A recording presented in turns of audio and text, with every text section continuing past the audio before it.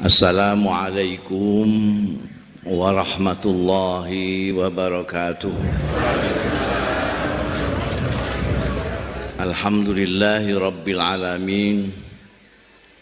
Wassalatu wassalamu ala asrafil mursalin sayyidina wa maulana Muhammadin wa ala alihi wa sahbihi ajma'in, amma ba'd. Hadaratil afadil, Sadatil masyayikh wal asatidzah ala izza di ma'izukum. Jamaah Kiswa, acara selanjutnya ini adalah ceramah agama yang akan disampaikan oleh Romo Kiai Haji Mustafa Bisri. Nah, berikut ini mari kita simak Bapak bersama. Wali Kota dan pejabat-pejabat ingkang rawuh baik sipil, TNI maupun Polri.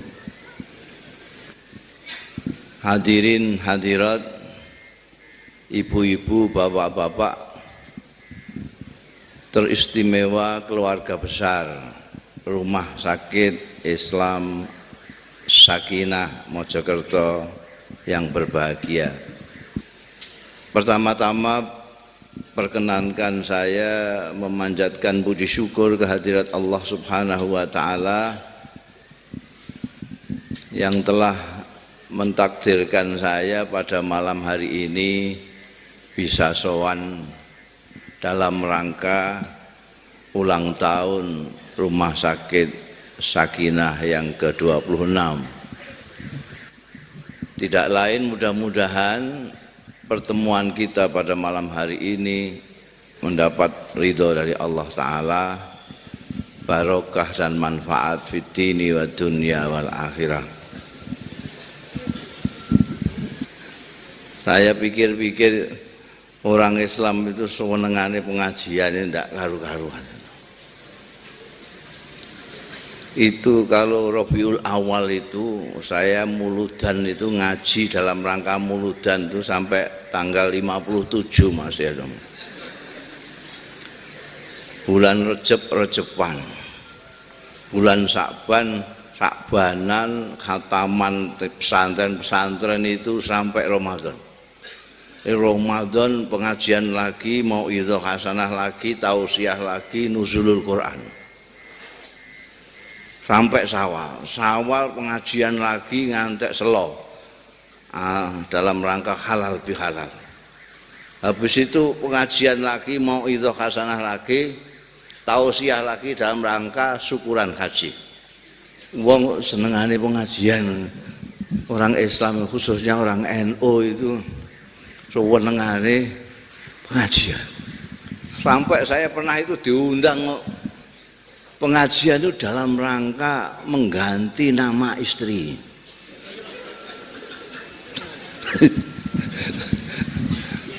Jadi ana wong bojone rewel terus saya itu. Sowan kiai. Kiai ini bojo kula rewel mboten karuan. Saben dina kula kei kaya sak yuta kok tesih ngomyang mawon. Kiai ini sapa jenenge bojomu sapa? Madonna. Lah iki apa makane? Wong desa kok jenenge Madonna. Genti ora apik ngono. Iki genti nama pengajian. Lah kula ingin menghentikan itu karena tak pikir-pikir ini penggawean kok ngene iki apa ya? Pengajian begitu intensifnya pengajian. Sampai tidak ada hari tanpa pengajian. Tapi sing dikei pengajian, sing dimauidhoi, sing ditausiahi ya tetep ngono iki wae potongane. Sing korupsi ya gak bar. Sing senengane tukaran karo dulure ya gak leren-leren. Sing gawene ngrasani wong ya terus, sing gawe fitnah ya tambah ndadi. Padahal Kanjeng Rasul sallallahu alaihi wasallam telah bersabda, min husni islamil mar'i tarkuhu ma la ya'ni. Termasuk baiknya Islamnya seseorang itu meninggalkan sesuatu yang tidak ada gunanya. Dan iki ya ono ya ini ora ana gunane ngene iki. Ditutuk-tutukno. Gak ana apike Islamku iki. Dan anehnya itu ndak ana sing meneliti atau mikirkan ini kenapa sebabnya.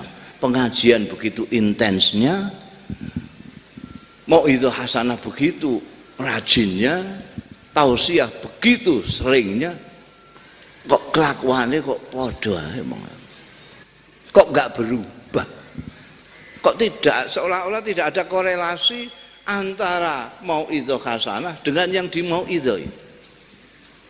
Ini yang salah siapa? Apa yang memberi mauidhah? Kiyaine, ustadze, apa materi mauidhahnya? Apa yang dimauidhai? Apa zamannya? Wabeh dan jawab zamannya, nomor paling tidak bertanggung jawab soalnya. Sangger muni zamannya ngono wis bener kabeh wis. Tapi saya pribadi itu punya pendapat sendiri. Sampean punya pendapat lain juga nggak apa-apa, negara demokrasi. Menurut pendapat saya ini yang salah yang memberi mauidhah. Ya nun sewu nek ana sing ahli mauidhah hasanah. Menurut pendapat saya itu yang memberi tausiah. Sebab pemberi tausiah, kiai, ulama, akhir-akhir ini disebut ustadz, itu sebetulnya kan menyampaikan apa yang datang dari Allah kepada Rasulullah Sallallahu Alaihi Wasallam. Kanjeng Rasul mendapatkan ayat dari Allah. Kanjeng Rasul mengatakan balighu anni walau ayat. Lalu yang menyampaikan disebut mubaligh. Balighu anni. Walau itu kalau ngaji, walau itu kadang-kadang tuh dimaknani sayat iku ya pokoke sampekno sayat iku ngantek matek ya sayat iku wong. Jadi punya sayat di bulan baleni. Jadi mestinya karena melanjutkan apa yang dilakukan oleh Rasulullah Sallallahu Alaihi Wasallam, metode dan caranya mestinya ya kudu koyok Kanjeng Rasul Sallallahu Alaihi Wasallam. Kanjeng Rasul Sallallahu Alaihi Wasallam itu kalau mengajak orang, kalau mendidik orang, kalau memauidhai orang, kalau mentausiai orang, itu diawali dengan melakukan tausiah itu sendiri, mauidhah itu sendiri, isi ayat itu sendiri pada pribadi beliau. Rasulullah lah orang pertama yang melaksanakan apa yang dikandung oleh Al-Quranul Karim. Makanya Siti Aisyah benar ketika ditanya pribadinya Rasulullah itu seperti apa, Siti Aisyah balik bertanya, Anda kok bertanya tentang pribadi Rasulullah, apa Anda tidak pernah baca Quran? Kanjeng Rasul itu ya Quran berjalan. Kana khuluquhul Quran. Ada dawuh salatlah, aqimis salata li dzikri. Orang pertama yang salat adalah Rasulullah Sallallahu Alaihi Wasallam. Sumu, puasalah. Orang pertama yang puasa adalah Rasulullah Sallallahu Alaihi Wasallam. Hajilah. Orang pertama yang haji adalah Rasulullah Sallallahu Alaihi Wasallam. Baiklah dengan tetangga. Orang yang pertama kali baik dengan tetangga adalah Rasulullah Sallallahu Alaihi Wasallam. Bersaudaralah dengan baik dengan saudara Rasulullah yang pertama kali. Ketika Kanjeng Rasul sudah melaksanakan sholat, baru mengajak orang sholat. Shollu kama ra'aitumuni usolli. Salatlah kalian seperti aku sholat ini. Kalau saya sekarang ngajak sampean sholat, lalu saya sendiri belum sholat, saya akan kesulitan ngajak sampean. Salatlah kalian seperti saya sendiri belum sholat. Seperti Kiai Muslihan, jauh sekali di Mojokerto. Saya ngajaknya di Rembang, lalu menunjuk orang Mojokerto, salatlah seperti Tapi kalau saya sendiri sholat, salatlah kayak aku. Orang akan mudah menerima dari Rasulullah Shallallahu Alaihi Wasallam karena diajak dan diberi contoh bagaimana sholat itu. Khudhu anni manasikakum. Kalau kalian haji, ambillah cara hajiku ini. Kanjeng Nabi menyuruh orang supaya memuliakan istrinya. Rasulullah menyontohkan bagaimana memuliakan istri, sehingga orang dengan terp gitu aja. Kanjeng Nabi menganjurkan yang tua menghormati, menyayangi yang muda menghormati yang tua. Anda bisa lihat sejarah siratul Rasul Sallallahu Alaihi Wasallam. Bagaimana Rasulullah menghormati orang tua. Bagaimana ketika Rasulullah menerima ayahnya sahabat Abu Bakar itu. Pakaiannya Kanjeng Nabi digelar untuk tempat duduk. Wah, menghormati orang tua. Bahkan beliau sajak menegur sahabat Abu Bakar, sampean itu gimana, orang sepuh kok sampean neret-neret ke sini. Mbok saya yang sowan saja. Kanjeng Rasul menyuruh orang tua menyayangi anak muda. Kita bisa melihat sejarah hidupnya Rasulullah. Kayak apa Kanjeng Nabi menyayangi anak-anak muda seperti Sayyidina Ali, seperti Abdullah bin Abbas, Abdullah bin Umar, Abdullah bin Amr, dan seterusnya. Jadi semua yang diperintahkan Rasulullah dicontohkan oleh Rasulullah SAW. Sementara yang ingin melanjutkan, mubalik yang akan melanjutkan ini tidak semuanya, saya mengatakan tidak semuanya, jadi adalah 1-2 yang mengikut. Tidak semua seperti Rasulullah SAW metodenya. Ada mubalik kiai, ustadz yang menganjurkan lomo. Wah, dalilnya Masya Allah, hadisnya sahih, rawahul Bukhari wa Muslim. Ayatnya cetha, suratnya cetha. Saudara-saudara sekalian, wong sing lomo kuwi dikasihi Gusti Allah, disenengi wong senengi Gusti Allah, cedhak karo swarga. Wong buakhil kuwi gak disenengi Gusti Allah, cedak kalau neraka. Dia sendiri mengwedite setengah mati. Ngomong di mana-mana. Ini pada zaman sekarang kita perlu menjaga kerukunan kita. Bersatu kita teguh, bercerai kita runtuh. Tapi dia sendiri provokator. Suka berkelahi dengan orang. Jadi ini gak cocok. Kalau dia ngajak ngulon, dia sendiri tengok-tengok, itu udah lumayan. Ini enggak, dia ngajak ngulon, dia ngetan. Yang dijak kan ya bingung itu. Lu itu katanya ngulon itu bagus, kok dia ngetan. Orang disuruh menghargai hukum, dia menginjak-injak hukum. Jadi terus orang malah bingung.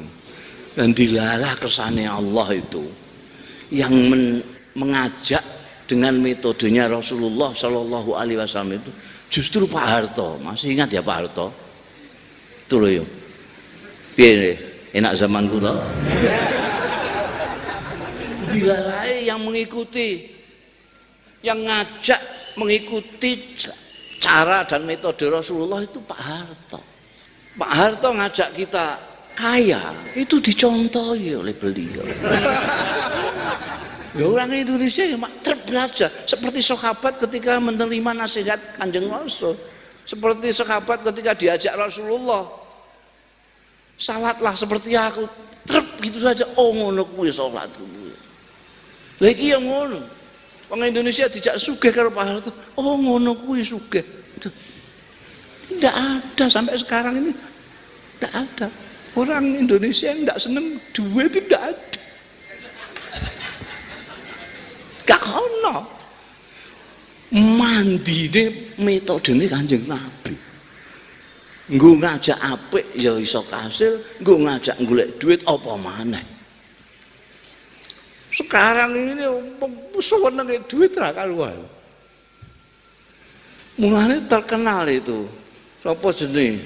Raden-raden taat apa iku mau jenenge? Yang iso gandakno duit itu. Santrine 23.000. Kiai Masud kan santrinya berapa? Ini 23.000 di seluruh Indonesia. Kenapa orang-orang kaya mobilnya sudah 12 masih nyopet duit rakyat? Ini mandi nih metodenya Kanjeng Rasul. Sampai orang-orang yang mempunyai nalar sehat, orang pinter era karuan, profesor, dokter, kan iso ilang akal melihat duit itu. Jangan kan kok profesor, dokter, kiai iso ilang akal. Ta'udzubillah min dzalik. Modern, tahu modern enggak? Modern itu akronim dari Imamuddin.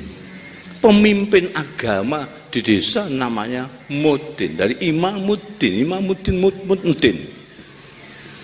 Itu saja di bawah sadarnya ini weneng duit. Bahasa Pak Walinya materialistis. Materialis. Modern di bawah sadar materialistis. Kalau diundang orang kaya, tahlilnya 1000 kali. Kalau diundang orang melarat terus langsung donga saya Rabbana atina fid dunya hasanah Allah. Mubalek sampai namplopi tipis, besok undang lagi gak mau datang dia. Ketika ada bokonge truk muni, piye le, enak zamanku toh, kabeh mengiyakan. Iya, Mbak. Semua mengiyakan. Diposting di Facebook, di Twitter, gambarnya digedekno. Top. Terus Mbak. Nah, saya bilang, betul, enak zaman jenengan. Biyen Soeharto ini mau siji sakniki kabeh Soeharto.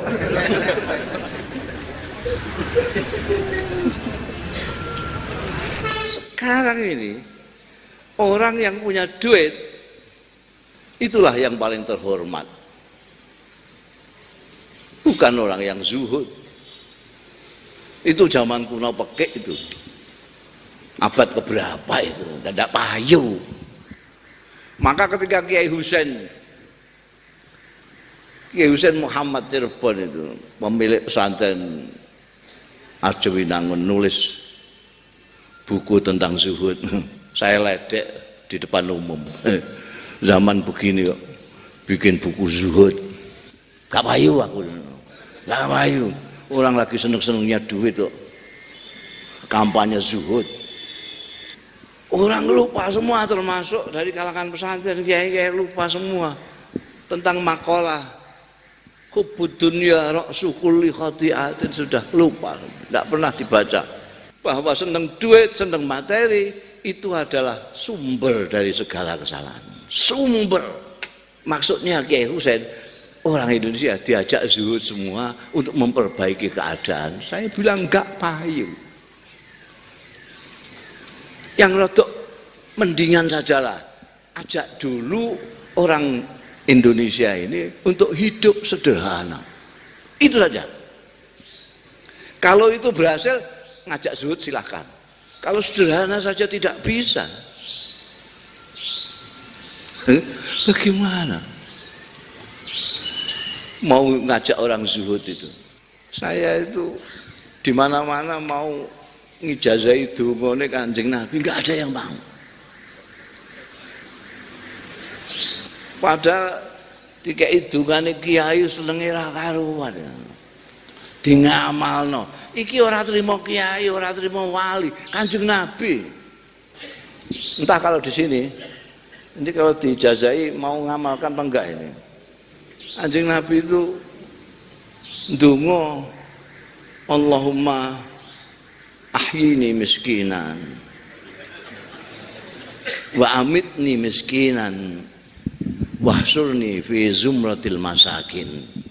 Ini sampean baca jangan banyak-banyak, habis sembahyang baca sekali saja. Kalau kebanyakan nanti kemanten payah. Allahumma ahyini miskinan. Ya Allah, berilah aku penghidupan miskin. Wa amitni, dan matikan aku dalam keadaan miskin. Wahsurni fi zumratil masakin, dan kumpulkan aku golongan orang-orang miskin. Ya, dibaca sekali saja habis sholat, jangan banyak-banyak. Kemanten nanti. Kira-kira ada yang berani ngelakoni itu, ngamalkan? Ndelok ngguyu iku gak. Memang kita tidak dalam posisi Kanjeng Rasul sallallahu alaihi wasallam. Kanjeng Rasul itu bisa memilih miskin karena beliau dalam posisi yang bisa memilih. Karena Rasulullah pernah kaya sekali dan pernah miskin sekali. Kanjeng Rasul sallallahu alaihi wasallam kuat ketika kaya, ketika miskin kuat. Karena sama-sama kuatnya, beliau dalam posisi bisa memilih. Saya milih miskin saja.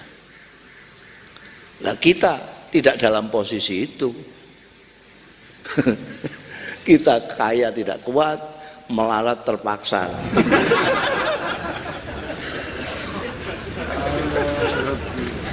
Kita mengikuti cara hidupnya Rasulullah saja sudah tidak terbayangkan oleh pikiran kita. Kanjeng Rasul itu cara hidupnya teplung. Tidak ada orang Indonesia dari Sabang sampai Merauke yang sampai punya pikiran hidup teplung, itu tidak ada. Teplung itu seperti burung itu. Hari ini akan saya cari hari ini. Besok ya entah, besok cari lagi untuk besok. Kita kalau tidak 7 turunan nih, tidak puas kita. Sekarang sama nih, lihat kan. Podo wong Indonesia nih. Oh kok wong podo Indonesia nih? Podo Islami. Oh kok wong podo Islami? Podo NU nih. Tukaran. Sampai selidiki itu. Apa oyok-oyokan swarga kira-kira. Ini kemelut yang di mana-mana itu. Kenapa? Ada apa namanya? Itu di Jawa Tengah, di sini saya kira tidak ada. Jawa Tengah itu ada kepala daerah itu merasa cara Indonesia. Bisa jadi kepala daerah. Itu ya kayak. Tukang tambal ban bisa jadi anggota DPRD. Jadi sampai sekarang tidak usah sekolah dhuwur-dhuwur itu apa? La ilaha illallah. Asal punya uang banyak itu sampai bisa jadi apapun di Indonesia ini. Makanya ketika saya meledek Kiai Husain, lalu sampean kalau saya enggak, kalau saya akan ngajak orang untuk hidup sederhana saja dulu. Bisa enggak? Kira-kira diajak hidup sederhana. Dan sederhana itu memang diajarkan oleh Rasulullah Sallallahu Alaihi Wasallam. Sederhana itu tidak berlebih-lebihan, makan tidak berlebih-lebihan, minum tidak berlebih-lebihan, senang tidak berlebih-lebihan, benci tidak berlebih-lebihan, sampai pun ibadah tidak berlebih-lebihan. Ibadah berlebih-lebihan itu gimana? Puasa maghrib tidak buka, nanti sekalian sahur saja, itu berlebih-lebihan ibadah. Ibadah yang sederhana, maghrib buka, hampir subuh sahur. Bayang dulu itu ada perempuan yang hobinya sholat, kalau tidak salah namanya Zainab. Saking hobinya sholat, senangnya sholat, itu soko tiang di sana dikasih tali, dintokno soko kene, sini dikasih tali, maksudnya untuk pegangan. Kalau masih suka sholat tapi sudah ngantuk atau sudah capek, pegang. Jadi sembahyang sampai menggak-menggok itu, tapi tetap sholat karena senang sholat. Cekelan ini. konangan Kanjeng Nabi Muhammad sallallahu alaihi wasallam. Tidak dipuji, tapi dimarahi. Kamu ini ngapain? Ngapain kamu begini? Tuhan itu tidak kenal bosan. Kamu yang kenal. Tuhan tidak kenal capek. Kamu bisa capek. Biasa-biasa sajalah. Dulu ada orang yang nepuk dada. 3 orang nepuk dada. Saya kesini ini, ke Madinah ini ingin membandingkan saya dengan Rasulullah kayak apa. Saya ini selamanya tidak pernah tidak puasa. Puasa terus. Kalau siang tidak pernah tidak puasa. Yang satunya, saya juga begitu. Saya ingin bandingkan dengan Rasulullah. Saya kalau malam tidak pernah tidur. Saya sholat terus kalau malam. Orang yang ketiga, saya juga. Saya ini selama hidup tidak pernah menyentuh perempuan. Suara ini 3 orang ini kedengaran Rasulullah Sallallahu Alaihi Wasallam. Besoknya di Masjid Nabawi ditemui 3 orang itu. Kalian yang mengatakan ini. Iya Kanjeng Rasul. Wa aimullah. Ketahui, kalau takwa-takwaan, saya lebih takwa dari kalian ini. Saya paling takwa. Wong saya utusannya Allah kok. Gak bisa kamu mengalahkan aku takwa. Tapi aku kalau malam kadang-kadang sholat, kalau ngantuk aku tidur. Siang kadang-kadang aku poso. Kalau tidak ada sarapan saya poso. Ada sarapan saya tidak poso. Saya tidak hanya menyentuh perempuan, saya kawin dengan perempuan. Man raghiba an sunnati falaisa minni. Yang tidak senang dengan lakuku ini yang seperti manusia biasa ini tidak termasuk golonganku. Man raghiba anni an sunnati falaisa minni. Sederhana itu ya sudahlah, lumrahnya menuso saja. Menuso zaman biyen tapi penuso sekarang ini angel golek sing sederhana itu. Itu zamannya Mbah Hayat Halimi sudah habis itu. Wong ngedekno rumah sakit kok nganggo jumputan itu kan luar biasa tuh. Nah iki ya ndak bisa toh kalau ndak punya kenalan jabat tinggi gitu. Proposal aja ya kudu njaluk tanda tangannya Pak Wali Kota baru mandi gitu. Jumputan. Membantu Gunung Kelot tadi itu jumputan. Jumputan kok sampai bertonton itu gimana caranya? Cara hidup sederhana dengan apa namanya prosedur itu saya bayangkan. Terus ibu-ibu muslimat ya dan jikui jumputan itu di rumah-rumah itu nggak tenang apa-apa. Yang jumputi, yang punya kaleng jumputan, yang punya tenong jumputan, yang ngambil jumputan-jumputan itu, yang ada semua untuk ganjaran kabeh. Setelah jadi begini ini, mereka dapat jariah semua. Jadi tidak perlu kita kok tertarik kepengen, wah itu aku mbok dikai bagian kabare kok miliatan untuk aneh. Tidak usah. Ini yang perlu kita teladani adalah kehidupan sederhana. Orang desa itu luar biasa pengamalannya terhadap ajaran Rasulullah paling depan. Ajaran Rasulullah untuk mandiri, orang desa paling mandiri. Ajaran gotong royong, ta'awun alal birri wa taqwa, orang desa paling ta'awun. Ajaran Rasulullah menghormati tamu, orang desa paling menghormati tamu. Sampai datang ke desa, belum ditanya dari mana sudah disuguh. Orang desa sak pernane ditokno kabeh. Gedang kluthuk ditokno. Wah, pokoke hormat tamu. Tujuannya. Baru tanya kondi Kang. ndengaren ora mau tilik keselamatanmu tahun. Apalagi cari semuanya. Kalau ini Kanjeng Rasul, ini orang desa, ini orang kota. Sampai bercermin dari Rasulullah Sallallahu Alaihi Wasallam, maka orang desa itu tahu. Tapi orang desa ini penyakitnya itu mender. Apa cilekan, apa ndak punya anu gitu. Terus wong kutha ketok kok kaya hebat dhewe ngono. Sama dengan orang Indonesia lihat orang Eropa, Amerika, itu kaya wong desa ora wong kutha ngono. Wah, kepengin niru. Niru sak karep-karepe dekne.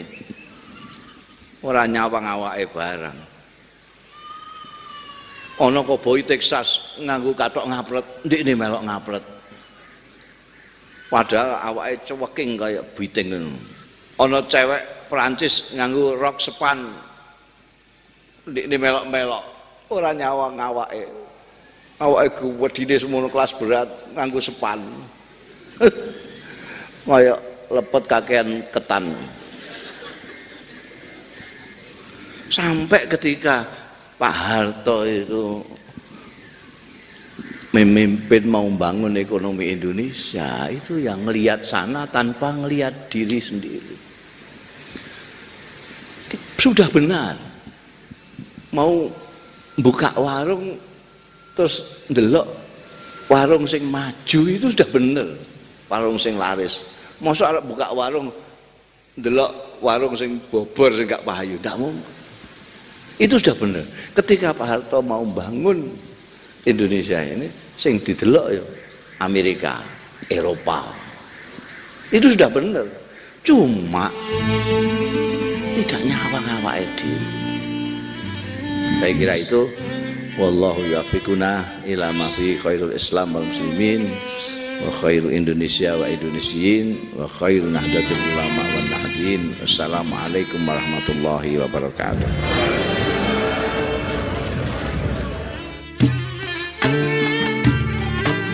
Selamat hari lahir RSI Sakinah ke-26. Semangat kebersamaan demi kejayaan RSI Sakinah.